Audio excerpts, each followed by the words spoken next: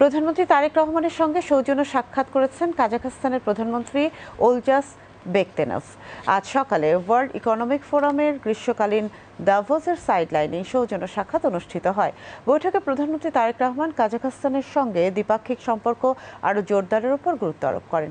দ্বিপাক্ষিক সম্পর্ক জোরদারে দুই দেশের প্রধানমন্ত্রী ঢাকা ও আস্তানায় স্থায়ী কূটনৈতিক মিশন স্থাপনের বিষয়ে একমত হন।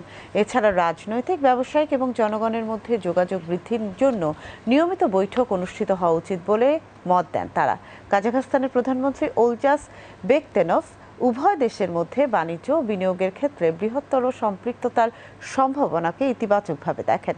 বৈঠকে বাংলাদেশ থেকে কাজাখস্তানে দক্ষ শ্রমিক পাঠানো, নবায়নযোগ্য জ্বালানি, ডিজিটাল অবকাঠামো, প্রযুক্তি, কৃষি, ব্যবসা এবং খাদ্য প্রক্রিয়াজাতকরণ খাতে দুই দেশের বাণিজ্য সম্ভাবনা নিয়েও আলোচনা হয়।